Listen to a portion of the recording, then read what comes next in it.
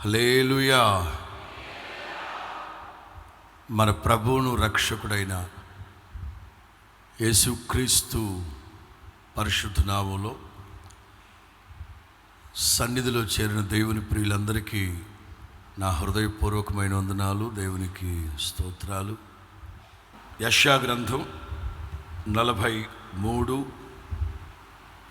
రెండో వాక్యం.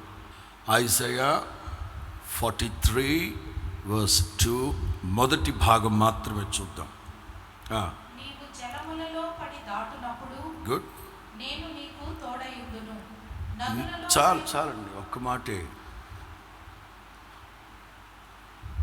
If you అని కాదు, ఇఫ్ యు అని కాదు, వెన్ యు. ఒకవేళ నీవు జలములలో బడి దాటేటప్పుడు కాదు, డెఫినెట్, తప్పనిసరిగా సేవకులమైన మేమైనా, విశ్వాస సమాజంగా మీరైనా ప్రతి ఒక్కళ్ళు జలములు దాటి వెళ్ళాలి. కొన్ని సందర్భాల్లో నదుల్ని జలములు దాటి వెళ్ళేటప్పుడు అవి మన మీదుగా ప్రవహించవచ్చు. అందుకే రెండో లైన్లో ఉంటుంది, నదులలో బడి వెళ్ళేటప్పుడు అవి నీ మీద. కానీ దావీదేమంటారు, భక్తిహీనులు వరద పొర్లు వలె నా మీద నన్ను చుట్టుకున్నారు, మోరోవర్ నా మీదుగా ప్రవహించారు. 12 మంది శిష్యులు దోణిలో వెళుతున్నారు, యేసయ్య లేరు వాళ్ళతో. దోణిలో వెళుతున్నప్పుడు ఆ గలిలయ సముద్రపు నీళ్లు, అలలు వీళ్ళ మీదుగా ముంచేస్తున్నాయి. ఎప్పుడైతే విశ్వాసానికి కర్త, దాన్ని కొనసాగించే యేసయ్యను చూశారో, ఏ అలలైతే వీళ్ళ మీదుగా పారేయో, ఓ అరగంట తరువాత ఆ నీళ్ళన్నీ సర్దుమణిగి పేతురు పాదాల కిందకు వచ్చేసాయి. హల్లెలూయా. ఏ అలలైతే ముంచాలనుకున్నాయో ఆ అలల మీద నడుచుకుంటూ యేసయ్య దగ్గరికి వెళ్ళారు పేతురు. కారణం, విశ్వాసానికి కర్త, దాన్ని కొనసాగించే యేసయ్యని చూశారు.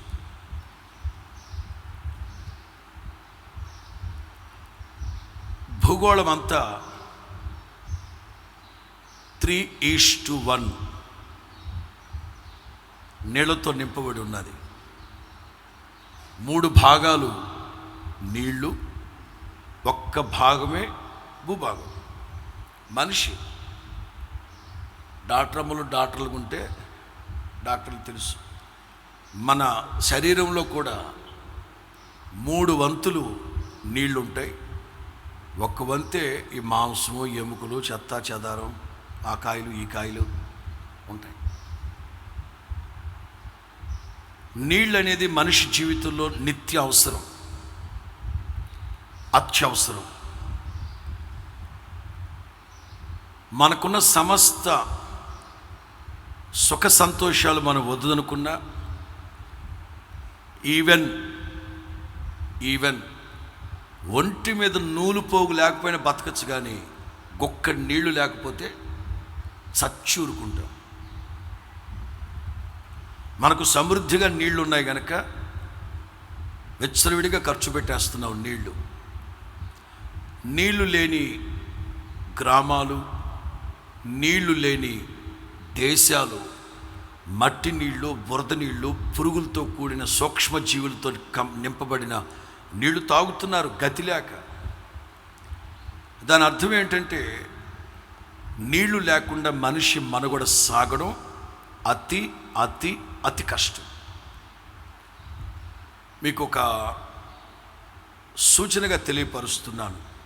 దేవుని ప్రజలు ఐగుప్తులో ఉన్నారు. ఐగుప్తు అంటే లోకం.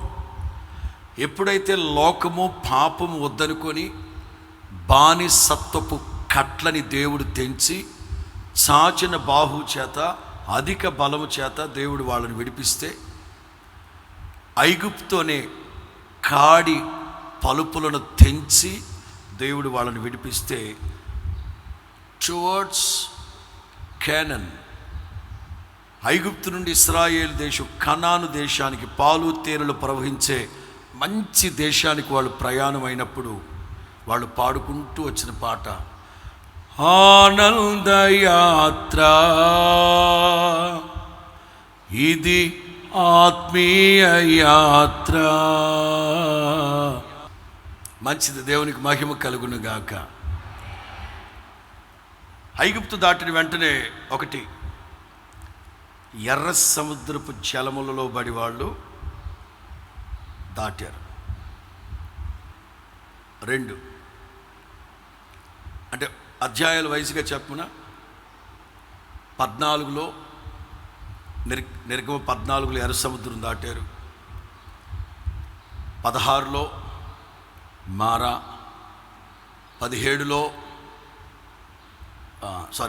బావులు, 17లో బండలో నీళ్ళు. అంటే ఇప్పుడు బండలో నుంచి నీళ్ళు వస్తే లక్షల మంది నీళ్లు తాగాలంటే చీలమండలో లోతు నీళ్ళు వస్తే సరిపోద్దా? ఆనంద్ గారు, శాంతమ్మ, ఆనంద్ గారు, లక్షల మంది నీళ్లు తాగాలంటే చీలమండలం లోతు నీళ్ళు వస్తే సరిపోద్దా? చాలా. నేను అనుకుంటున్నాను బండలో నుంచి ప్రవహించే నీళ్లు ఆ జలములను దాటిరాడు. ఆ తదుపరి జియోగ్రాఫికల్గా చెప్పాలంటే, భౌగోళికంగా చెప్పాలంటే, యోర్దాన్ కంటే ముందు మృత సముద్రం ఉంది. లేదా అంటే వాస్తవంగా వాళ్ళు వెళ్ళిన రూట్ వేరు, నేను చెప్పే రూట్ వేరు. వాగ్దాన భూమిలో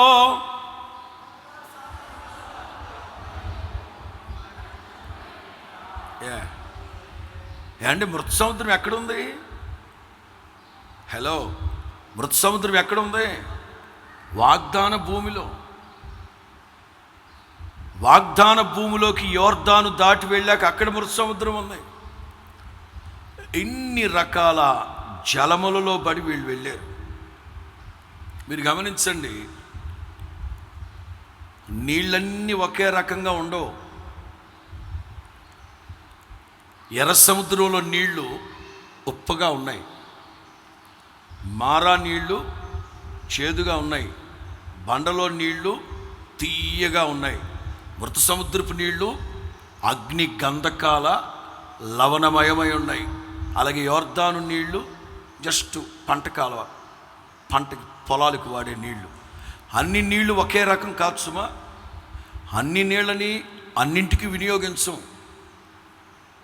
ఇవాళ గోరంట్లో మన మందిరం ఇంత ఎస్టాబ్లిష్ అయిందంటే కారణం మహాప్రభులు వారి కృప. ఇక్కడ భూమిలో ఉన్న నీళ్లు దేనికి పనికిరావు.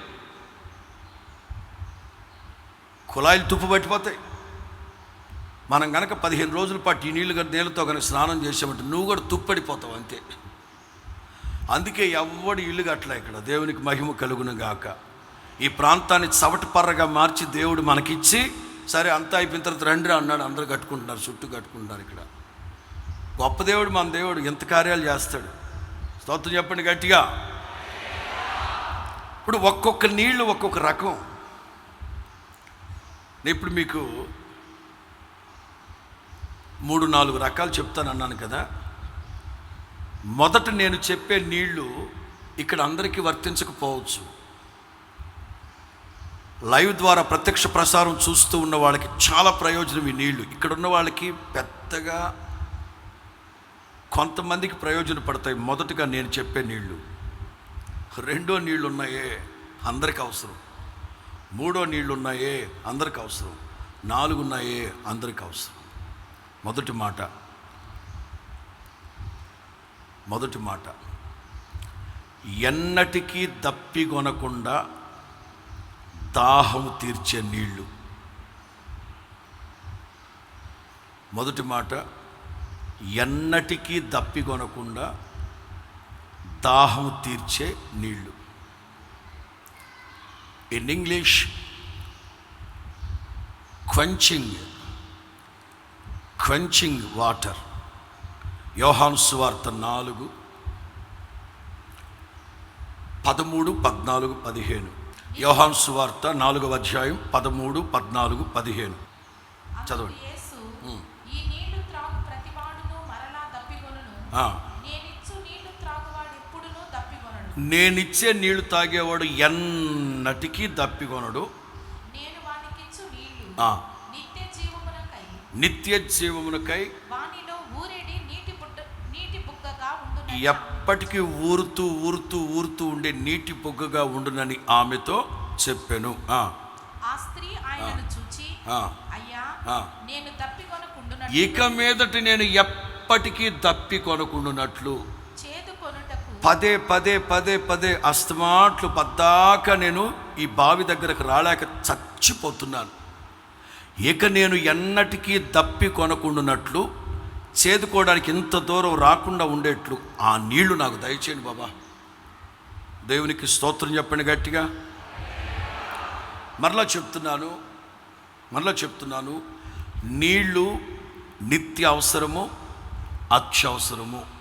నీళ్ళు నిత్య అవసరము, అత్యవసరము.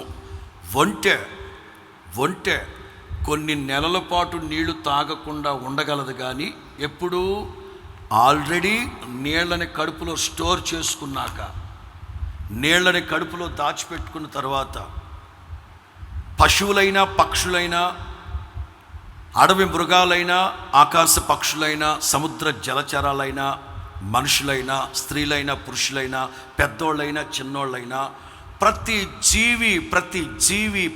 జీవి నీళ్ల మీదే బతకాలి. నీళ్లు లేకుండా బ్రతకలేరు. అక్కర్లేని వాళ్ళు అక్కర్లేదు. అందుకే యేసు ప్రభు అంటారు, దప్పికొని వారులారా, పూర్తి చేయండి ఆ మాట. దప్పికొని వారులారా, పూర్తి చేయాలి ఆ మాట. దప్పికొని వారులారా, అక్కర్లేని వాడికి ఇచ్చి ప్రయోజనం ఏముంది?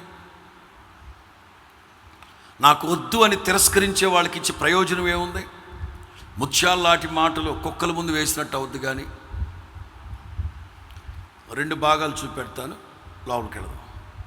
అంటే మరలా ఏంటంటే, భౌతికంగా ఏ వయస్కుల వారికైనా నీళ్ళు అవసరం. ఆదికాండం 21:16, Genesis chapter 21:16. ఈ పిల్లవాని చావు నేను చూడలేనని అనుకుని వింటి వేత దూరము వెళ్ళి అతనికి ఎదురుగా కూర్చుండెను. వాడు, సిస్టర్ గారు, అమ్మా నాకు బిర్యానీ పెట్టకపోతే నేను చచ్చిపోతాను అన్నాడా? వాడు ఏం అడిగాడు? మనులు అడిగాడా, మాన్యాలు అడిగాడా? జస్ట్ కప్ ఆఫ్ వాటర్, ఒక్కడి నీళ్లు కావాలి. దీని అర్థం చిన్న పిల్లలకి అయినా సరే నీళ్లు కావాలి. న్యాయాధిపతుల గ్రంథం 15:18. అప్పుడు అతడు మిక్కిలి దప్పిగొనినందున యెహోవాకు మొరపెట్టి, నీవు నీ సేవకుని చేసివలన. అతను ఏమడిగాడు? ఇంత ఘనకార్యం చేశాను కదా, నాకు పెద్ద డాబా ఇవ్వమన్నాడా? నాకు పెద్ద ప్యాలెస్ ఇవ్వమన్నాడా? నాకు వజ్ర వైడూర్యాలు కావాలన్నాడా? నీళ్ళు అంటే ఏ వయస్కుల వాళ్ళకైనా నీళ్లు తప్పనిసరి. ఆధ్యాత్మిక జీవితంలో అన్ని వయస్కుల వాళ్ళకి నీళ్లు అవసరం. సమర స్త్రీ దగ్గరికి వెళదాం. తృప్తి లేని జీవితం. నేను నెగిటివ్లో చెప్తాను. వాస్తవంగా సమరయ స్త్రీ గురించి నేను ఎప్పుడు పాజిటివ్గానే మాట్లాడతాను. నెగిటివ్, ఇతన్ని కాదనుకొని అతను, అతన్ని కాదనుకొని ఇతను, ఇతను కాదనుకొని అతను 5 భర్తల్ని మార్చింది. 6వ వాడి కోసం నెట్వర్క్ వేసి పెట్టింది. నెట్వర్క్లో పడతా ఉంది. ఫేస్బుక్లో ఎవడు దొరుకుతాడా, వాట్సాప్లో ఎవడు దొరుకుతాడా, అగ్నిగుండంలో ఎవడు దొరుకుతాడా అని వెతుకుతాం. ప్రభు నిక్కచ్చిగా చెప్పాడు, ప్రభు నిక్కచ్చిగా చెప్పారు, నీకు తృప్తి లేకుండా బ్రతుకుతున్నావు. నీవు లోక సంబంధమైన శరీరేచ్ఛలు, సుఖభోగం, ధనభోగం, లేక లోక సంబంధమైన ఆస్తులు సంపాదించుకోవడమో, లేకపోతే ఈ లోక సంబంధమైన వాటి కోసం వెంపర్లాడుతున్నావు. నిత్య రాజ్యానికి వెళ్ళాలంటే నేనిచ్చే నీళ్లు తాగేవాడికి ఎన్నటికీ దప్పికొనడు. ఈ ఆరాధనలో పాలు పొందిన వాళ్ళైనా, సుదూర ప్రాంతాల్లో, దూర ప్రాంతాల్లో, సమీపంగా ప్రత్యక్ష ప్రసారం ద్వారా నా దేవుని మాటలు వింటున్నా సరే, మొట్టమొదటిగా నేను చెప్పదలిచింది, నా ప్రభు ఇచ్చే రక్షణార్థమైన బావులలో నీళ్లు నీవు తాగేవా? మనిషి తృప్తి లేకుండా నేను చెప్పిన ఒక్క రెఫరెన్స్ జస్ట్ నోట్ చేసి తలపైకెత్తని నేను వివరిస్తాను. ప్రసంగి గ్రంథం 2వ అధ్యాయం అని పెట్టుకోండి. ప్రసంగి గ్రంథం 2వ అధ్యాయం అని పెట్టుకోండి. మొదట మనోడు సొలొమోను ఏం చేశాడంటే వెల్త్. మిమ్మల్ని అడుగుతున్నాను, సొలొమోను రోజుల్లో వెండి బంగారాలకి కొదువు ఉందా? వజ్ర వైడూర్యాలకి కొదువు ఉందా? డబ్బుకు కొదువు ఉందా? రాసులు సొలొమోను రోజుల్లో రోడ్ల మీద రాసులు పోసేసారు. రహదారుల్లో బంగారు వెండి రాసులు పోసేశారట. వెల్త్. తృప్తుందా? లేదు. ఆ డిపార్ట్మెంట్ పక్కన పెట్టి, ఇక సంపాదించడం పక్కన పెట్టి వర్క్స్. ఏమిటా వర్క్స్? పెద్ద ప్యాలెస్లు కట్టించాడు, హ్యాంగింగ్ గార్డెన్స్ పెట్టాడు, దేవాలయాలు కట్టాడు, ఒక దేవుని మందిరం కట్టాడు, దేవతలకు బోల్డని దేవాలయాలు కట్టి మొత్తం కన్స్ట్రక్షన్ మీద పడిపోయాడు. వెల్త్ వదిలిపెట్టి వర్క్ మీద పడ్డాడు. తృప్తుందా? ప్యాలెస్లు కట్టాడు, టైల్స్ వేసాడా? పీకేసాడు. ఇంకోటి వేసాడు, పీకేసాడు. స్లాబ్ వేసాడా? పడగొట్టాడు. రేకులు వేసాడు, పడగొట్టాడు. ఇదే పని. ఏదో ఒక వర్క్, దేవాలయాలు అది కట్టి ఇది కట్టి చెట్లు ఆలబెడతాడు, హ్యాంగింగ్ గార్డెన్స్, తోటలో ఏదేదో పెట్టాడు. తృప్తి లేదు.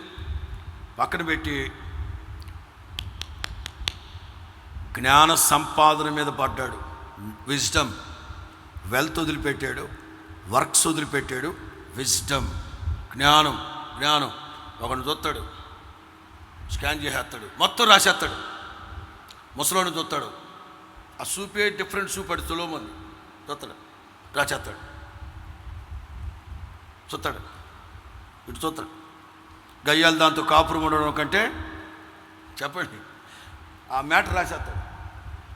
రేయ్ బుద్ధి లేని కొడుక, బుద్ధి లేని కూతురు, ఆ తల్లికి తండ్రికి అవమానం తెచ్చిపెట్టమాకండి అని శాస్త్రాలు జ్ఞాన సంపాదన మీద పడ్డాడు. విజ్డమ్. సొలొమోను జ్ఞానానికి మితుందా? తృప్తి లేదు. పీజీ చేశాడు, ఏజీ చేశాడు, XYZ చేశాడు, ఎమ్మెల్యే ఓపీకి చేశాడు, ఎమ్మెల్యే చేశాడు, ఎంపీసీ చేశాడు, ఎంపీ చేశాడు, PM చేశాడు, AM చేశాడు, DM చేశాడు, క్యాట్ చదివాడు, బ్యాట్ చదివాడు, బొంద చదివాడు, పెండాకూడు చదివాడు. జ్ఞానం సంపాదించి పిచ్చెక్కి విజ్డమ్ వదిలిపెట్టి వైన్ మందు తాగడం ప్రారంభించారు. సొలొమోను వెల్త్ వదిలిపెట్టాడు, వర్క్స్ వదిలిపెట్టాడు, విజ్డమ్ వదిలిపెట్టాడు, ఇక తాగడం ప్రారంభించాడు. వైను అమెరికా నుంచి తెప్పించాడు, అక్కడి నుంచి తెప్పించాడు, ఇక్కడి నుంచి తెప్పాడు. చివరికి ఏం దొరక్క శానిటైజర్ తాగాడు. మొన్న ఒకడు, నీ నోట్లో మట్టి గొట్ట. ఎంతమంది పోయారు శానిటైజర్ తాగి? మొన్న లాక్డౌన్లో బ్రాందీ కొట్లు లేక బాబోయ్, అస్సలు ఒక్కొక్కడు బ్రాందీ సీసాలు పెట్టి దానికి పూలదండేసి మొక్కుంటాడు దేవతలాగా. సొలొమోను కూడా వైన్ ఎడిక్ట్ అయిపోయాడు. ఇందులో కూడా తృప్తి లేదురా బాబా. విమెన్ 1000 మంది ఆడపిల్లల్ని పెట్టుకున్నాడు. దేంట్లో తృప్తి సొలొమోను? దేంట్లో తృప్తి ఉంది? ఇవన్నీ అయిపోయిన తర్వాత vex vex, vanity vanity vanity. ఇదంతా వ్యర్థం వ్యర్థం వ్యర్థం వ్యర్థం. మరి ఏంటి బాబు నువ్వు చివరాఖరి గుర్తుపట్టింది ఏమిటి? మానవ కోటికి అంతటికీ భయభక్తులు కలిగి బ్రతకడమే దేవుని యొక్క విధి. దేవునికి మహిమ కలుగునుగాక. ఎన్ని దుర్మార్గమైన విషయాల్లో వేలు పెట్టి కాలు పెట్టి పూర్తిగా మునిగిపోయాడు. ఈ ఆరాధనలో నేను మిమ్మల్ని అడుగుతున్నాను, దేంట్లో తృప్తి ఉంది? ఎందులో మీరు సంతుష్టి సహితమైన దైవ భక్తి కలిగి చేయగలుగుతున్నారు? ఇదిగో ఈవిడి కూడా అంతే, సమరయ స్త్రీ కూడా అంతే, తృప్తి లేక విడిగా ప్రవర్తిస్తాం. వ్యభిచారానికి వెళ్తే డబ్బు వస్తుంది, డబ్బు వస్తే ఇల్లు కట్టచ్చు, ఇల్లు కడితే సుఖంగా ఉంటుంది. ఎందుకంటే ఒకదాని మీద లింక్, ఇవన్నీ లింక్ అనమాట. యేసు ప్రభు అడుగుతున్నాడు, విడిచిపెట్టు, నేనిచ్చే నీళ్లు తాగేవాడికి అన్నటికీ దప్పికొనడు. దేవునికి స్తోత్రం, మహిమ కలుగును గాక. 42వ కీర్తన 42వ కీర్తన మొదటి 2 వాక్యాలు. దుప్పి నీటి వాగుల కొరకు ఆశపడ్డట్లుగా దేవా నీ కొరకు నా ప్రాణము ఆశపడుచున్నది. గుడ్. నా ప్రాణము దేవుని కొరకు తృష్ణగొనుచున్నది. దుప్పి నీటి వాగుల కొరకు ఆశపడ్డట్లుగా. తలల పైకెత్తండి. దుప్పిని గురించి 2 మాటలు చెప్తాను. నీళ్లు దొరికేంత వరకు కేకలేస్తూ కేకలేస్తూ కేకలేస్తూ కేకలేస్తూ కేకలేస్తూ అరుస్తూ అరుస్తూ అరుస్తూ వెళ్తుందంట. నీళ్లు తాగి తృప్తి పొందిన తర్వాత కూడా సంతోషం చేత కేకలేస్తూ వెళ్తుందట. మనమైతే ఆకలితో ఉన్నప్పుడైతే ఆకలి కేకలేస్తాం, శుభ్రంగా తిన్న తర్వాత అంతే. తిన్న తర్వాత ప్రభువుని స్తుతించమని చెప్పండి కొంతమందిని, అబ్బే వాళ్ళు కడిపే వాళ్ళకి దేవుడు. కానీ దుప్పి నీటి వాగుల కొరకు ఆశపడ్డట్లు తృప్తి పడిన తర్వాత కూడా, నా దేవుని ప్రియులారా, అందుకే ప్రభు అంటారు, దప్పిగొని వారులారా మీ దప్పిక తీర్చబడుతుంది. ఆకలి కొన్న వాళ్ళ ఆకలి తీర్చబడుతుంది. నీతి విషయమైన ఆకలి దప్పులు గలవారు, నీతి నిమిత్తమైన ఆకలి దప్పులు గలవారు ధన్యులు, వాళ్ళు తృప్తిపరచబడతారు. ఈ ఆరాధనలో ఇంకా మారు మనసు పొందకుండా లోకంలో ఉన్న, చెప్పాను కదా, ధన సంపాదన లేక వర్క్స్ మీద, లేకపోతే జ్ఞానం మీద, లేకపోతే మందు తాగుడు మీద, లేకపోతే వ్యభిచారం, అక్రమం, అన్యాయం, వీటన్నిటి మీద మనస్సు వెళ్ళిపోయి నెమ్మది లేక జీవిస్తున్నారేమో. ఈ ఆరాధనలో ప్రభు చెప్తున్నారు, నీ కోసమే నా ప్రభు నీళ్లు తీసుకొచ్చాడు. ఆ నీళ్లను నీకు తాగించాలని, రక్షణార్థమైన బావులలో నీకు తాగించి నీకు తృప్తి కలుగు చేయాలని ఈ ఉదయకాల సమయంలో వాక్యమై ఉన్న ప్రభు ఈ ఆరాధనలో నీతో మాట్లాడుతున్నాడు. తప్పిక ఉండాలి, తృష్ణ ఉండాలి. మనకందరికీ తెలిసిన మాట, ఇథియోపియాలో కందాకే ఫినాన్షియల్ మినిస్టర్ ప్రతి సంవత్సరం ఇదిగో ఇథియోపియాలో బయలుదేరుతాడు, యెరూషలేము వస్తాడు, మరలా ఇథియోపియా వెళ్తాడు, మరలా ఏటేటా సంవత్సరం వాళ్ళు ఇటు వెళ్తాడు, ఇటు వస్తాడు. ఒకరోజు అంటాడు, ఒకరోజు ఫిలిప్తో అంటాడు, ఏమంటే నీళ్లున్నాయి ఇక్కడ, నాకు బాప్తిస్మం ఇవ్వడానికి ఆటంకం ఏమిటి? నీళ్లున్నాయి ఇక్కడ. నేను అడుగుతున్నాను, పీటర్ పాల్, ఇథియోపియా నుండి యెరూషలేముకి 10 సంవత్సరాలుగా తిరుగుతున్నాడుగా, ఈ నీళ్లు కనబడలేదు అతనికి? ఈ గుంటూరు నుంచి అమరావతికి, అమరావతి నుంచి గుంటూరుకి, అమరావతికి గుంటూరుకి తిరుగుతూనే ఉంటాయి కొన్ని గొర్రెలు. కళ్ళు ఏమైనా మందిరం కనబడలా? అప్పుడెప్పుడు రక్షించబడ్డ తర్వాత వచ్చి చెప్తారు, ఏమండే ఓం ప్రదంలో యేసన్న గారు ఇక్కడ పెట్టాడే, ఒంటినెట్టాడు మందిరం, అప్పటి నుంచే మేము అటు ఇటు వెళ్తున్నామండి. ఏంటో మా కళ్ళకు కనబడదు, ఈ కనబడవు మీకు. సినిమా వాల్ పోస్టులు అయితే ఎతికి చూస్తే కళ్ళల్లో కారం కొట్ట. ఇథియోపియా మంత్రి, నేను ఇక్కడ కొన్ని మాటలు రాసుకున్నాను. రిలీజియస్టిక్ పర్సన్, మోరోవర్ లీగలిస్టిక్లీ సాంప్రదాయబద్ధమైన భక్తి చేస్తాడు. సాంప్రదాయం పనికిరాదు ఇక్కడ, ఆధ్యాత్మికత ఇంపార్టెంట్ ఇక్కడ. స్తోత్రం చెప్పండి గట్టిగా. పితృపారంపర్య ఆచారాలు కాదు ఇక్కడ ముఖ్యం, సాంప్రదాయాలు కాదు ఇక్కడ ముఖ్యం, ఆధ్యాత్మికత ముఖ్యం. క్రైస్తవ పుటక పుట్టాడు గనుక క్రైస్తవుల ఎండలో పుట్టాడు గనుక ఆదివారం వెళ్ళకపోతే దేవుడు ఏమన్నా కాళ్ళు ఎరగొడతాడేమోనని. ఆయన ఏమన్నా రౌడీ అని కాళ్ళు ఎరగొట్టాకే? ఇది సాంప్రదాయబద్ధమైన భక్తి. సాంప్రదాయ భక్తి చేసేవాళ్ళని నా దేవుడు మెచ్చడు. ఆధ్యాత్మిక తృప్తి, ఆత్మ విషయమై దీనులైన వారు, నీతి నిమిత్తమై ఆకలి దప్పులు గలవారు నా ప్రభు కేకేస్తున్నాడు. దప్పికొనవారులారా, కమ్ అంటు మీ, నా దగ్గరికి రండి, నేను మీ దప్పిక తీరుస్తాను. మీరు ఒక్కసారి గమనించాలి. అతను సంవత్సరం వెళుతున్నా. బైబిల్ లేదా అతని దగ్గర? ఉంది.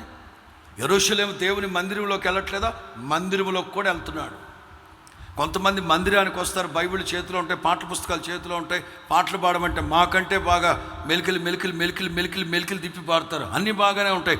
బాప్తిసం పొందండిరా, మారు మనసు పొందండిరా, నా ప్రభు నీ దప్పిక తీరుస్తాడు, ఆధ్యాత్మిక దాహాన్ని తీర్చుకోండి, నా ప్రభు నీ కోసం కల్వరి శిలువలో దాహం అని కేకేయడానికి కారణం ఆయనలో ఉన్న ప్రతి ఆఖరి రక్తపు బొట్టు వరకు నీ కోసం కార్చాడు. ఇక ఆయనలో నీళ్లు, రక్తం లేక నీళ్లు కూడా చుక్కలుగా కారుతా ఉన్నాయి. నీళ్లు నీ కోసం ఆఖరి రక్తపు బొట్టే కాదు, నా ప్రభు దేహంలో ఉన్న నీటి బొట్టు కూడా నీ కోసం కార్చాడు నా ప్రభు. అందుకే దాహం అని కేకేశాడు. ఏ ప్రజలైతే దప్పికొని వారులారో నా యుద్ధకు రండని కేకేశాడో ఆ ప్రజల ముందే నా ప్రభు దాహం అని కేకేస్తాడు. కారణం నీకోసమే నా ప్రభు దప్పికొన్నది, నీకోసమే నా ప్రభు కల్వరిలో ఆఖరి రక్తపు బొట్టు వరకు కార్చింది. ఈ నీళ్లు నీవు తాగాలి. ఇతను కందకే మంత్రి, రిలీజియన్ పర్సన్, లీగలిస్టిక్ పర్సన్. ఇంకోడు ఉన్నాడు బైబిల్లో, పౌలు. ఈయనెవరో తెలుసా? టెర్రరిస్ట్ ఇన్ రిలీజియన్ దీన్ని అంటారు, మత ఉన్మాది. పౌలు ఎవరు చెప్పండి? పౌలు ఎవరు? మత ఉన్మాది. బెన్యామీను గోత్రంలో పుట్టాడు కానీ మతము అని మదవెక్కి ఉన్మాదిలాగా తయారయ్యాడు. ఎప్పుడైతే దేవుని ప్రేమ పౌలు గుండెల్లో కుమ్మరించబడిందో నా దేవుని కోసం క్రీస్తు ఖైదీగా మార్చబడిపోయాడు. స్తోత్రం చెప్పండి గట్టిగా.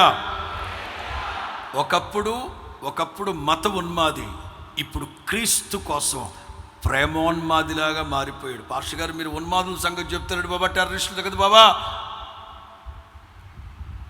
ఆ మధ్య ఒకరు దైవజనుడు వాక్యం చెప్పాడు, ప్రేమలో ఉన్మాదం ఉంటుందా? చెప్పు ప్రేమించేవాళ్ళు ఈడెవడ్రాయిడా? ప్రేమలో ఉన్మాదం ఉంటుందా? ఉండదు. పౌలు అంటారు, కరువైన ఖడ్గమైన వస్త్రహీనతైన ఎత్తైన లోతైన అధికారులైన దేవదూతలైనా సృష్టించబడిన మరి ఏదైనా సరే క్రీస్తు ప్రేమ నుంచి నన్ను ఏది ఎడబాపలేదు. అంటే క్రీస్తు ప్రేమతో నింపబడిపోయాడు. ఒకప్పుడు మత ఉన్మాదిగా టెర్రరిస్ట్ లాగా తయారైన సౌలు ఎప్పుడైతే పౌలుగా మార్చబడ్డాడో నా దేవుని రాజ్య వ్యాప్తి నిమిత్తం, ఘనత నిమిత్తమైన మహిమ కలిగిన పాత్రగా వాడబడ్డారు. ఈ ఆరాధనలో చేరి ఉన్న కొందరిని, ఈ ఆరాధనలో పాలు పొందిన కొంతమందిని నా దేవుడు తన రాజ్య వ్యాప్తి నిమిత్తం ప్రత్యేకిస్తూ ఉన్న సమయం ఇది. నా దేవుని పరిచర్య నిమిత్తం నా దేవుడు ప్రత్యేకిస్తున్న సమయం ఇది. యవనస్తుడా అది నువ్వే. రాబోతున్న రోజుల్లో నీ ద్వారా నా దేవుడు ఈ దేశాన్ని ప్రభు కోసం పట్టుకోబోతున్నాడు. ఎవరైతే ఈ నా దేవుని మాటలు విశ్వసిస్తారో, ఒకవేళ నా కొడుకై ఉండాలని విశ్వసిస్తే బిగ్గరగా దేవునికి స్తోత్రం చెప్పండి గట్టిగా. హల్లెలూయా. ప్రస్తుతం లోక సంబంధమైన ప్రేమ ఉన్మాదిలాగా తగలబడ్డాడేమో నీ కొడుకు. రాబోయే రోజుల్లో నా ప్రభు పరిచర్య కోసం క్రీస్తు ఖైదీగా మారడానికి కూడా నా దేవుడు నీ బిడ్డని వెనకాడనివ్వడు. దేవునికి మహిమ కలుగునుగాక. ఒకటి క్వెంచింగ్, దాహార్తిని తీర్చే నీళ్ళు. రెండు క్వైట్ వాటర్. ఒకటి క్వెంచింగ్ వాటర్, రెండు క్వైట్ వాటర్, శాంతికరమైన జలములు. శాంతికరమైన అనడం కంటే కూడా ప్రశాంతమైన, లేక ఏ అలలు అలజడి లేని నీళ్ళు. ఈ నీళ్ళు కావాలనుకున్న వాళ్ళందరూ వస్తారు, అలేలు చెప్పండి. సమాధానకరమైన నీళ్లు. 23వ కీర్తన 2వ వాక్యం. పచ్చిక గల చోట్లను ఆయన నన్ను పరుండ చేయుచున్నాడు, శాంతికరమైన జలముల యొద్ద నన్ను నడిపించుచున్నాడు. ఏ నీళ్ళట?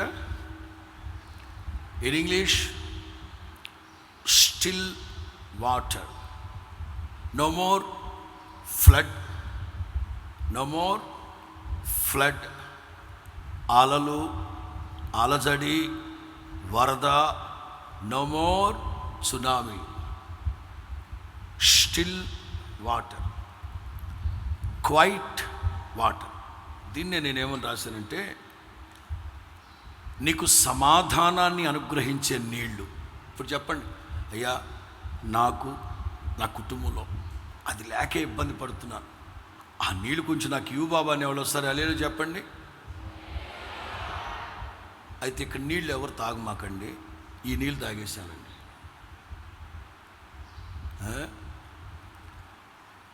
సమాధానం. వాస్తవంగా మనుషులు ఇష్టపడేది ఏంటంటే సైలెంట్, నో మోర్ సౌండ్,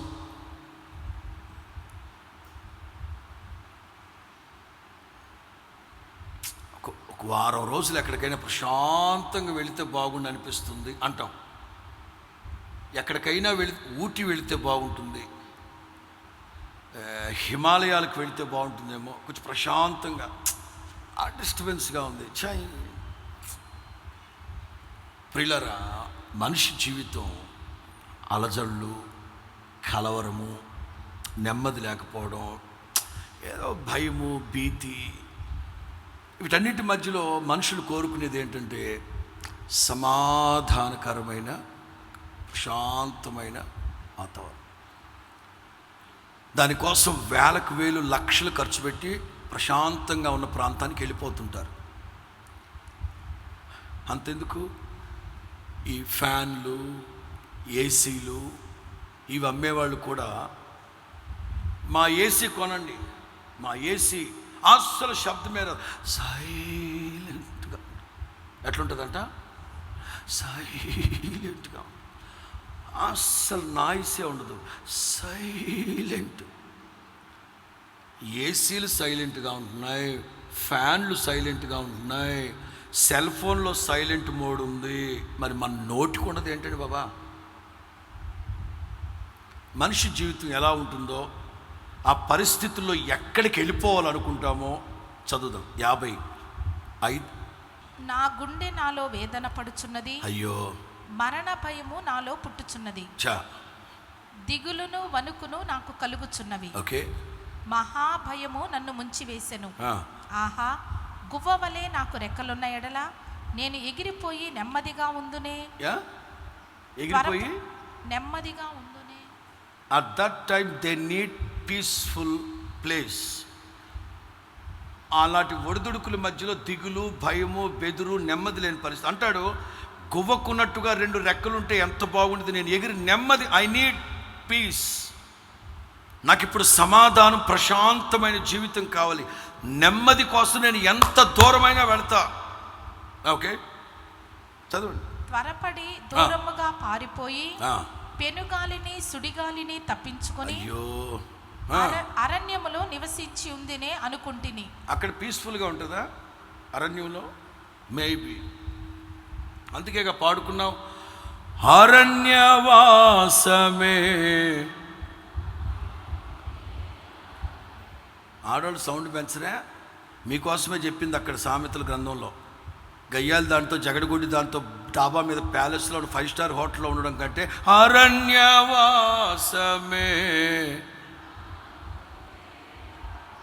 రివర్స్గా చెప్పనా, ఈ తాగుబోతోడితో సాధించేవాడితో శోధించేడు అనుమానం దయ్యంతో కాపురం చేయడం కంటే అరణ్యవాసమే. ఎట్ మేలా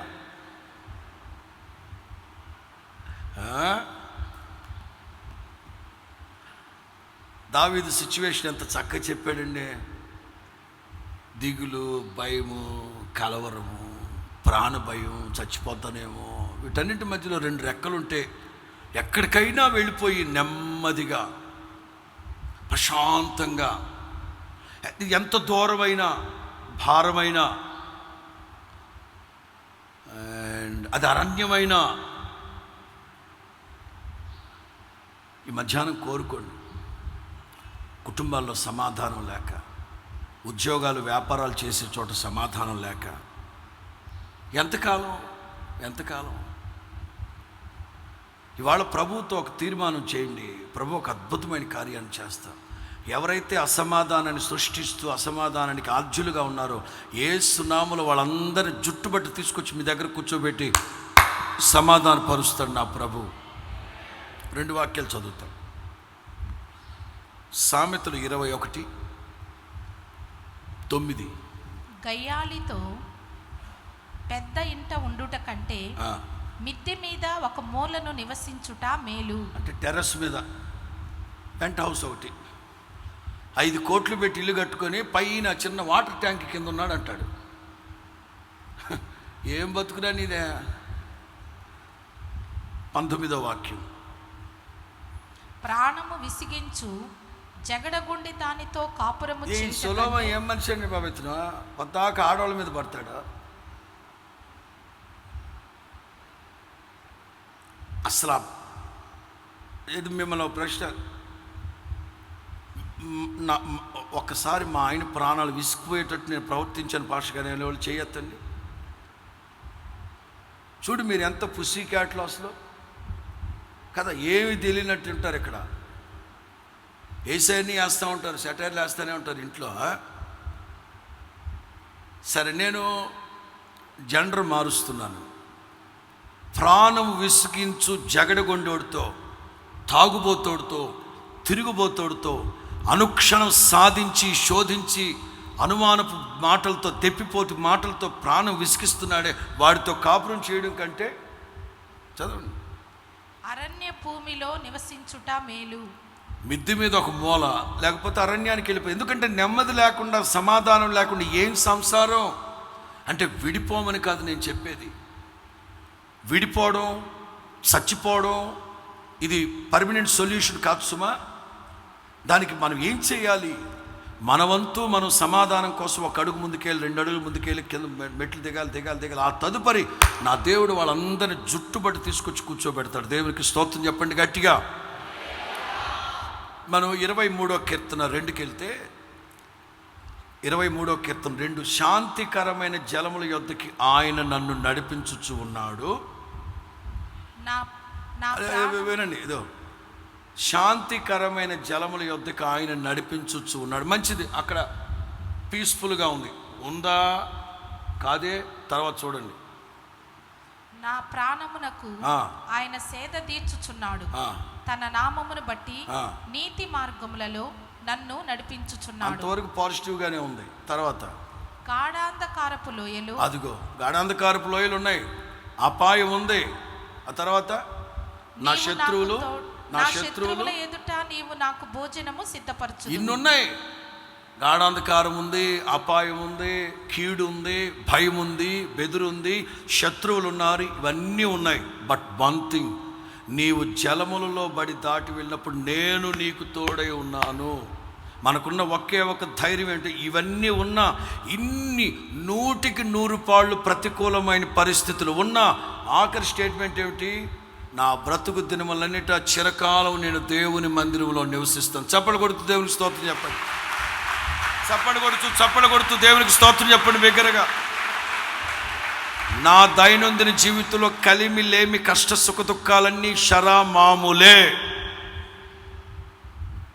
శత్రువులు ఎంతమంది ఉన్నా, గాఢాంధకారపు లోయలోకి వెళ్ళినా, అపాయం వచ్చినా, కనురెప్పపాటు నేను రెప్పపాటులో ఉన్న పరిస్థితులైనా ఎన్ని వచ్చినా శాంతికరమైన జలముల యొద్దకు నా దేవుడు నడిపించున్నారు గనుక, నాకు తోడై ఉంటానన్నారు గనుక చిరకాలం నేను యెహోవా మందిరంలో జీవిస్తాను, కృపాక్షేమాలు నా వెంట. ఇది మనకున్న ధైర్యం, ఇది మనకున్న విశ్వాసం. ప్రియులారా, ఎప్పుడు దేవుడు మనకు తోడై ఉంటారు? రెండో వాక్యంలో, శాంతికరమైన జలముల యొద్దకు ఆయన నడిపించుచున్నారు, నీతిగల తన మార్గంలో. నీతిగల తన మార్గం, చెప్పండి అందరూ ఆ మాట. ఎక్కడ ఏ మార్గం అది? నీ మార్గం నా మార్గం కాదు అది. యెహోవా యందు భయభక్తులు కలిగిన వాడు, ఆయన త్రోవల యందు నడుచువాడు ధన్యుడు. నిశ్చయముగా నీ చేతుల కష్టార్జితం, నీ భార్య లోగిట ఫలించిన ద్రాక్షవల్లి, మీ పిల్లల భోజనం బల చుట్టూ ఒలివ మొక్కలు, సియోన్లోంచి దేవుడు మిమ్మల్ని ఎప్పుడు యెహోవా యందు భయభక్తులు కలిగిన వాడు, ఆయన త్రోవల యందు నడిచేవాడు. నీ ఇష్టం వచ్చిన త్రోవల్లో వెళితే కాదు, నీతిగల తన మార్గములో నడిచినప్పుడే అది గాఢాంధకారమైన, అపాయమైన, కీడైన, శత్రువులు 10,000 మంది నీ మీదకి దండెత్తొచ్చినా నా ప్రభు దుడ్డుకర నిన్ను ఆదుకుంటుంది. ఎప్పుడో తెలుసా? నీతిగల తన మార్గంలో నడిచినప్పుడు, నీ మార్గాలన్నీ ప్రభువుకి అప్పగించుకున్న రోజున. ఇస్సాకు గెరారులో ఉన్నాడు, జగడమాడారు అక్కడ. గెరారు లోయలోకి వెళ్ళాడు, జగడమాడారు అక్కడ. రెహబోతు వెళ్ళారు, జగడమాడారు అక్కడ. బేర్షెబా వెళ్ళాడు, అక్కడ నెమ్మది. ఎవరు కలుగు చేశారు నెమ్మది? ఆదికాండం 26:28. నీకు తోడయుండుట చూచితివి. అదిగో ముఠా మొత్తం వచ్చింది. ముఠా మొత్తం వచ్చి చెప్పిన మాట, నిశ్చయముగా యెహోవా నీకు తోడై ఉండటం మేము చూసాము గనక మనకు. చివరికి వెళ్ళిపోతే సమాధానము. ఆ చివరికి వెళ్ళిపోతే చదువుకుంటూ వెళితే అతనితో సమాధానపడి వెళ్ళారట. అదిగో మేము నిన్ను ముట్టక నీకు మేలే తప్ప కీడేమి చేయము, నిన్ను సమాధానముగా. 30వ వాక్యానికి వెళ్తే సమాధానముగా వెళ్ళారట. తల్ల పైకెత్తు. మేము నిన్ను ముట్టక 30లో విందు చేసి, విందు తిన్న తర్వాత అక్కడి నుంచి సమాధానంగా వెళ్ళిపోయారట. అక్కడి నుంచి తలల పైకెత్తని. గెరారు సిటీలో వాళ్ళు, గెరారు లోయలో వాళ్ళు, రెహబోతు వాళ్ళు, బేర్షెబా వాళ్ళు, వెళ్ళిన ప్రతి చోట జగడాలు, కొట్లాట్లు, విరోధము, శత్రుత్వం. ఇస్సాకు కాదు, ఇస్సాకు దేవుని బిడ్డ. దేవుని మార్గానికి అప్పచెప్పుకొని దేవుడు ఎక్కడికి వెళ్ళమంటే అక్కడికి వెళ్తున్నాడు. దేవునికి అప్పగించుకున్నాడు తన మార్గాలన్నీ. అప్పుడు దేవుడు తన యొక్క మార్గాలన్నింటినీ సరళం చేసి, ఎవరెవరైతే శత్రుత్వాన్ని రెచ్చగొట్టారో, ఎవరైతే శత్రువులుగా మార్చబడ్డారో, ఎవరైతే ఇస్సాకు యొక్క సమాధానాన్ని కొల్లగొట్టి గండి కొట్టారో, చూడండి అక్కడ 26 ఫిలిస్తీన్ రాజు ఫీకోలు, పుల్లయ్య, ఎల్లయ్య, పెంటయ్య, దిబ్బయ్య, శవడయ్య, బొడ్డయ్య మొత్తం వచ్చారు.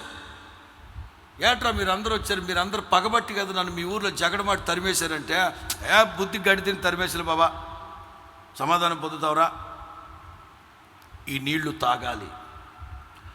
చెప్పాను కదా, జలములలో దాటి వెళ్ళినప్పుడు కొన్ని సందర్భాల్లో మన జీవితంలో ఇట్లాంటి శత్రువులు చేదుని కలుగు చేస్తారు, చేదేస్తారు మన మీద. నా ప్రభు కేకేలేదా? నా ప్రభుకి ఏం తాగనిచ్చారు? కల్వరి సిలువలో నా ప్రభు వేలాడుతున్నప్పుడు దాహం అని కేకేసినప్పుడు ఏ నీళ్లు, ఏ చిరక అందించారు ప్రభువుకి? చేదైన చిరక. కొన్ని సందర్భాలు ఇట్లాంటి మార్గాల్లో చేదైన అనుభవాల్లో వెళ్ళాల్సి వస్తుంది. మారాని మధురంగా మార్చే గొప్ప దేవుడు మన దేవుడు. హల్లెలూయా. థర్డ్ వన్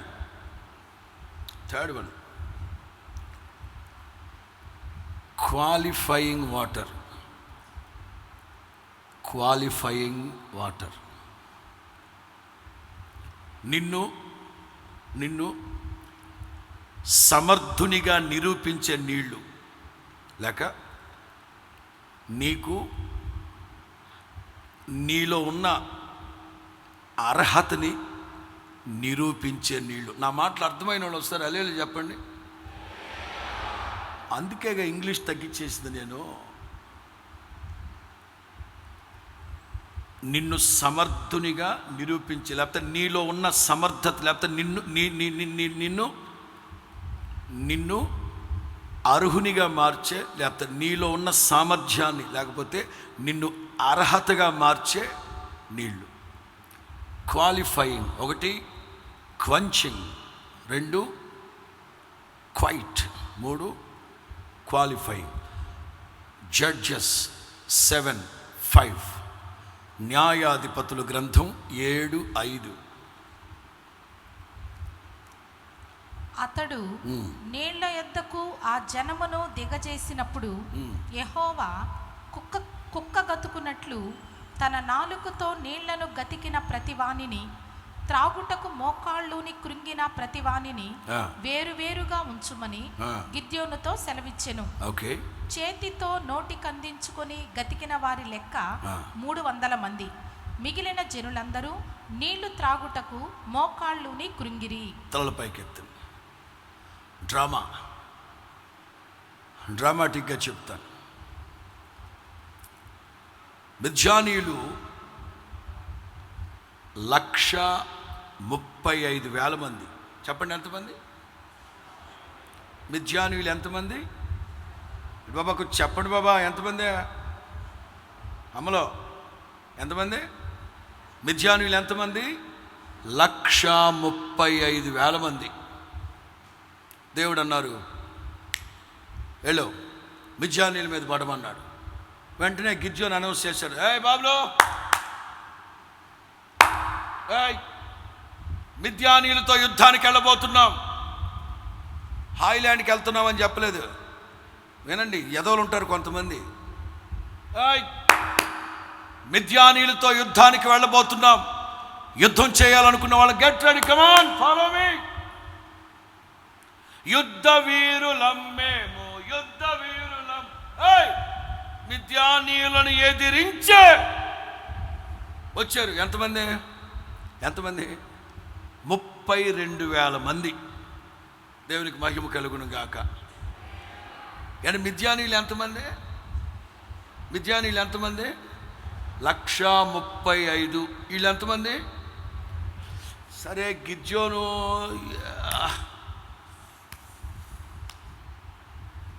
ఒరే తబలా, ఇప్పుడు తలకో 4 కొట్టాలి మనం. ఇప్పుడు 32 4 ఎంత? 32 64 64 120. అప్పటికి కూడా తలకి 4 కాదు, 40 మందిని కొట్టాలి. నువ్వు 4 కొడతావా? నాకు అంత ఓపిక ఎక్కడ బాబా. తబలా కూడా ఈ 2 కొట్టడానికే ఆరిపోతా నాకు మూలు. అరే ఈ ఎంత బిళ్ళ. సరే, ఇంక బాహుబలి గీహుబలి అయితే 1000 మందిని కొట్టేస్తాడు అనుకోండి. గిద్యోను లెక్కెట్టాడు, అబ్బా 32 మెంబర్సా, సరే చూద్దాం అని వెళ్తే దేవుడు అన్నాడు, హలో ఏంటి మంద ఏంటండి బాబా? వాళ్ళు 135, ఈ 32,000 మందితోనే సత్తున్నాను నేను. ఇక్కడ ఏం చేయాలి అర్థం? నా ఫస్ట్ అనౌన్స్మెంట్, మీలో భయపడేవాడు ఎవడైనా ఉంటే వెనక్కి వెళ్ళిపోమని చెప్పాలకి. లేదు సార్, వాళ్ళు ధైర్యంగానే వచ్చారు సార్. దేవుడా, ధైర్యంగానే వచ్చారు వాళ్ళు. అనౌన్స్ చేయి. 1 2 3 హలో మైక్ చెక్. బాబు, మీలో భయపడేవాడు ఎవడైనా ఉంటే దయచేసి వెనక్కి వెళ్ళిపోండి అంటే ఎంతమంది వెళ్ళిపోయారు? 20. ఈ 32,000 మందిలో 22,000.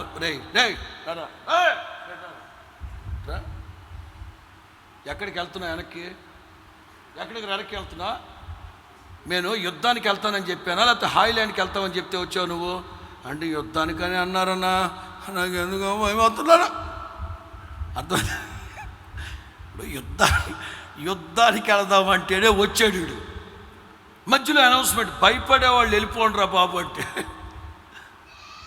22,000 మంది వెనక్కి వెళ్ళిపోయారు. ఇంకెంత? 10,000 మంది. వాళ్ళు ఎంత? ఇప్పుడు తలకో 14 కొట్టాల. ఒక్కొక్కడు 14 మందిని. ఇక్కడ 4కే గతి లేదు, మరలా 14 మంది. దేవా, సరే ఒక 2 days టైం మేమన్నా వామప్ చేస్తాం. మేమన్నా వామప్ చేసి కుస్తీ పట్టి అండ్ జిమ్కి వెళ్ళి, ఇదేంట్రా ఇదేంటి పరిగెత్తా ఉంటాం, ఏంటిది థ్రెడ్మిల్ మీద గిజ్జోన్ వీళ్ళని కూడా నేను వెళ్తున్నాను గిజ్జోన్ అని ఉంటాడు. చెప్పా నేను యుద్ధం చేయను. ఇప్పటికే 22,000 మంది వెళ్ళిపోయి నా బాధలు ఏం పడతాడు, మళ్ళీ వీళ్ళని నీళ్ళలో దించమంటాడు. బాబా సరే దప్పికొనోళ్ళు నీళ్ళు తాగమంటే అది వేరు. పరీక్ష పెట్టాడు దేవుడు. ఎవరైతే చేతికి నీళ్ళు తీసుకొని ఇదిగో ఇట్లాగే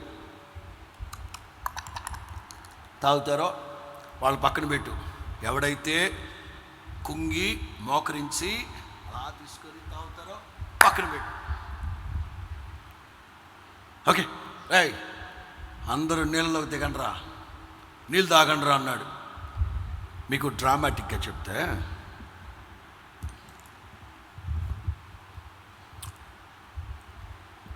9,700 మంది ఈ లోతు నీళ్ళు అనుకున్నాం. వాళ్ళు జస్ట్ మోకరించి శుభ్రంగా నీళ్ళు తీసుకొని తాగారు. 9,700 మంది చక్కగా మోకరించడం మంచి అనుభవం కాదా శశి గారు? మోకరించడం మంచి అనుభవం కాదా? మీరు బొరకాయ ఊపుతారని తెలుసు నాకు. వాళ్ళ వెనక తరమ్మన్నాడు దేవుడు. అది మ్యాటర్ ఇక్కడ. మోకరించి చక్కగా కొంతమంది ఏం చేశారు తెలుసా? కొంతమంది అంటే 300 మంది జస్ట్ నీళ్ళు తీసుకొని తాగారు. కుక్కలాగా చేతికి తీసుకొని కుక్కలాగా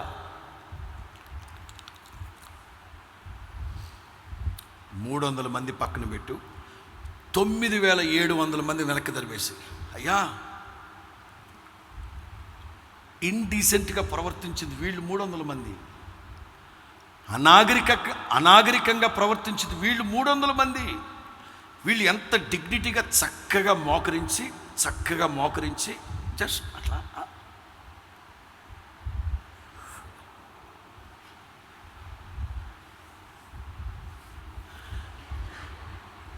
9,700 మంది ఎంత డిసిప్లిన్, ఎంత పంపించు.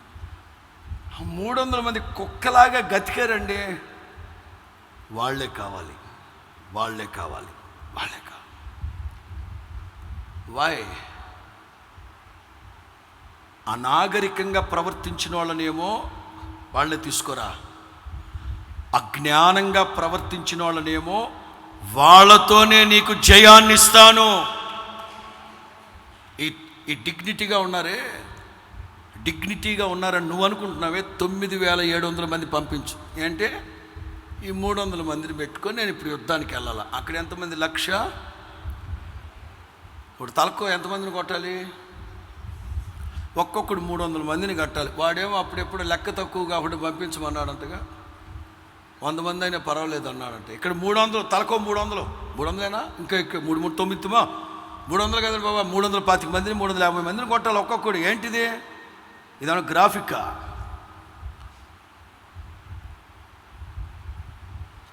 ఎందుకు దేవుడు అటు చేశాడు? అసలు కుక్కలాగా చేతికి తీసుకుని గతికిన వాళ్ళ ద్వారా ఎందుకు అన్నాడు దేవుడు? బోలెడంత మంది దైవజనులు చెప్పిన ఈ కాన్సెప్ట్ని గురించి చెప్పిన ప్రసంగాలు విన్నాను, కాన్ఫిడెన్స్లో చూశాను, నెట్లో సెర్చ్ చేశాను, చాలా మెసేజ్లు విన్నాను. ఎందుకు? ఒక దైవజనుడు ఈ 9,700 మంది గురించి ఏం చెప్పాడంటే, వీళ్ళకి షోక్ ఎక్కువ. ఎక్కడ కొంచెం నీళ్లు కనబడ్డా, కొంచెం అద్దం లాంటిది ఏదైనా కనబడ్డా వెంటనే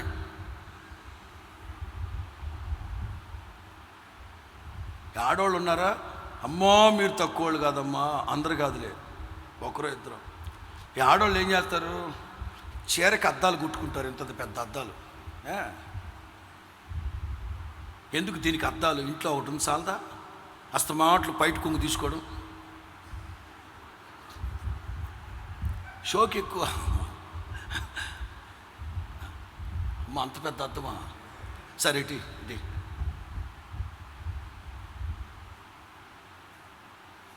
పెద్ద పళ్ళెంలో అన్నం పెడతారు కదా, వేస్ట్ చేసుకోవడానికి స్టీల్ పళ్ళెం పెడతారు చిన్నది.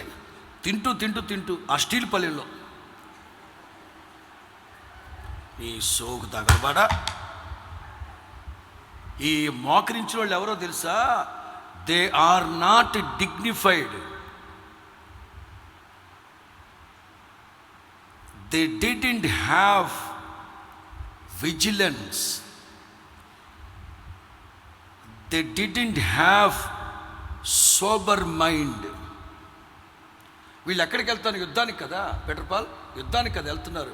యుద్ధానికి వెళ్ళేవాడు సావధానంగా మోకరించి, వీళ్ళు ఎందుకు వంగారో తెలుసా? నీళ్ళ దగ్గర, ఫ్రెష్గా ఉన్న నీళ్ళ దగ్గర మన ముఖబింబం కనబడుతుంది కదా, అది చూసుకోవడానికి వంగారు.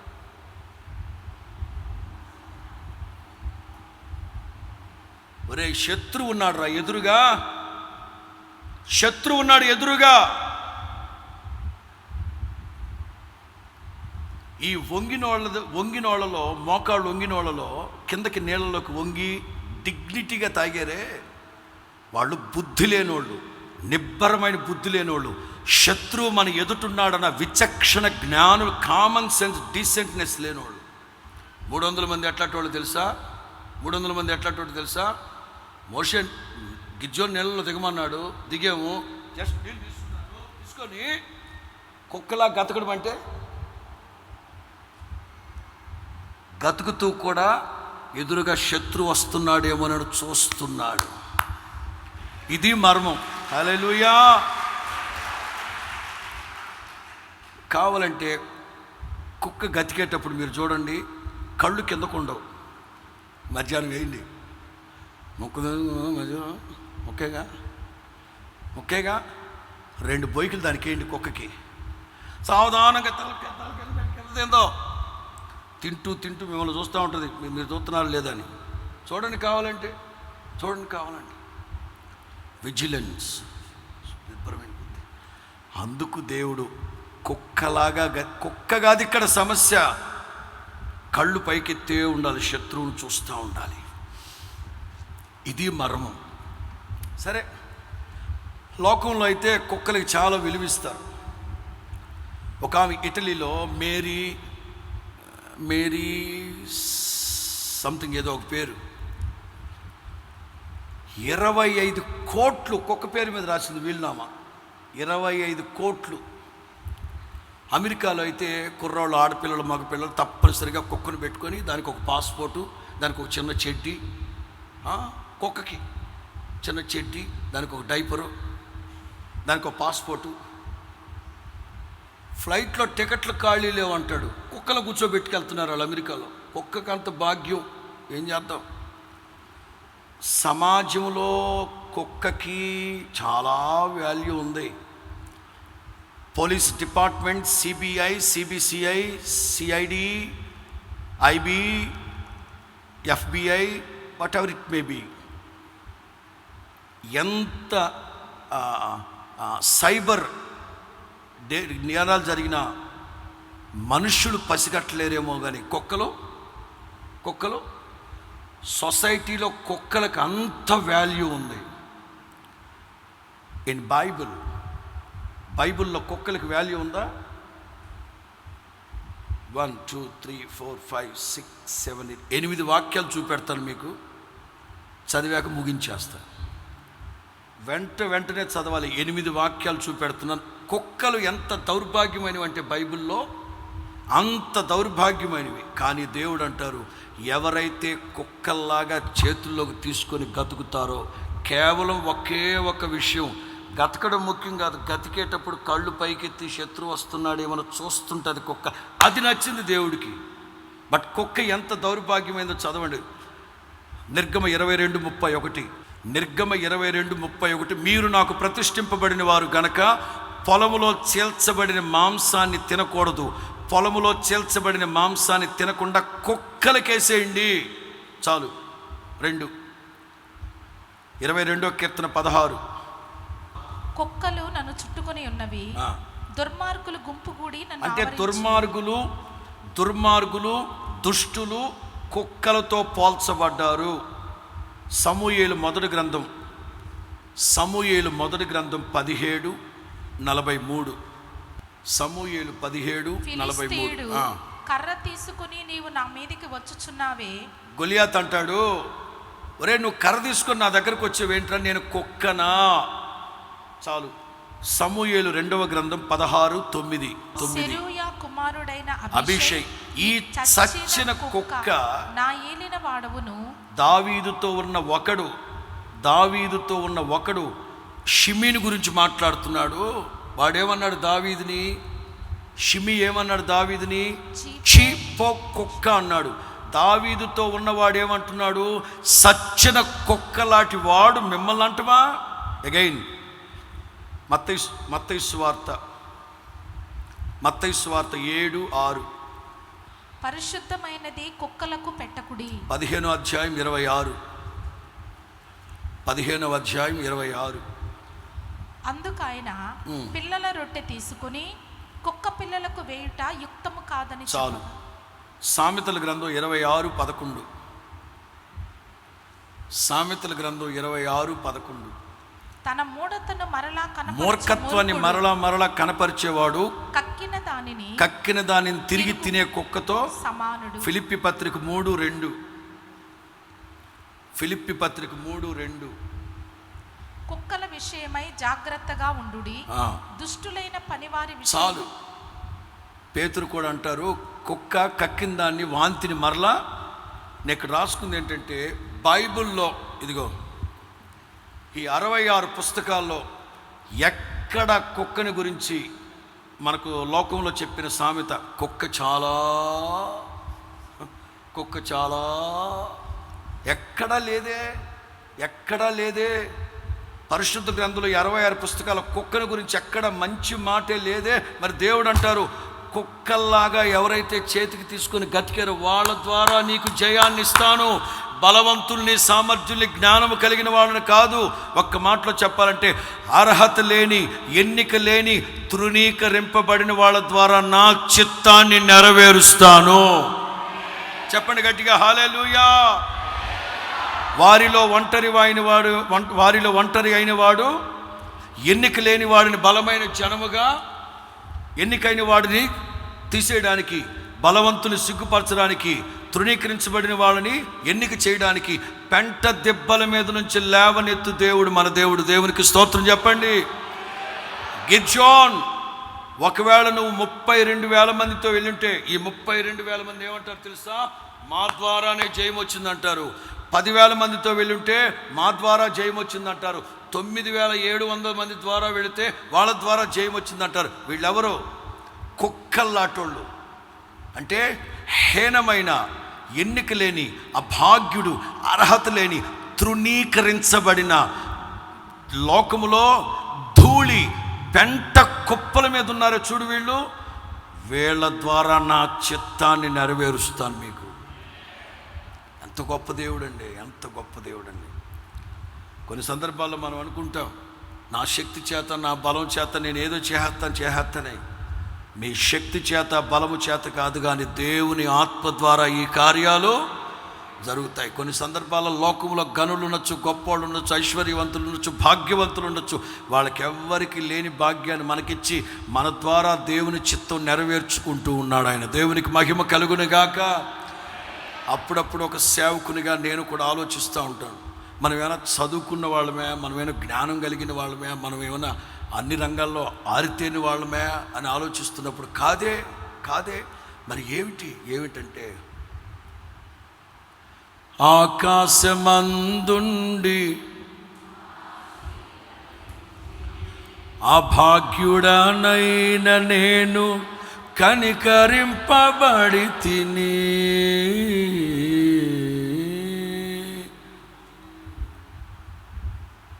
ఎప్పుడు నువ్వు ఒంటరివి కాదు, వారిలో ఒంటరి అయిన వాడు 1000-10,000 అవుతాడు. దేవుడి మాటలన్నీ మీ వినికిడి ఫలభరితంగా మార్చి ఆశీర్వదించునుగాక. ఇంకా పాయింట్ ఉంది, కానీ క్వాండరీ వాటర్. క్వాండరీ మొదటిది క్వంచింగ్, 2 క్వైట్, 3 క్వాలిఫైయింగ్, 4 క్వాండరీ. అంటే అయోమయమైన పరిస్థితుల్లో, సందిగ్ధమైన పరిస్థితుల్లో, క్లిష్ట పరిస్థితుల్లో బావి దగ్గర నీళ్లు చేదుకోవడానికి 50 మంది ఆడపిల్లలు వస్తే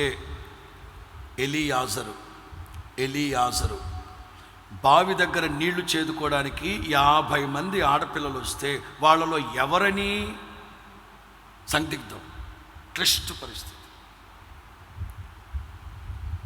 ఎలియాజరు చెప్పిన మాట, ఏ చిన్నదైతే చెప్పునో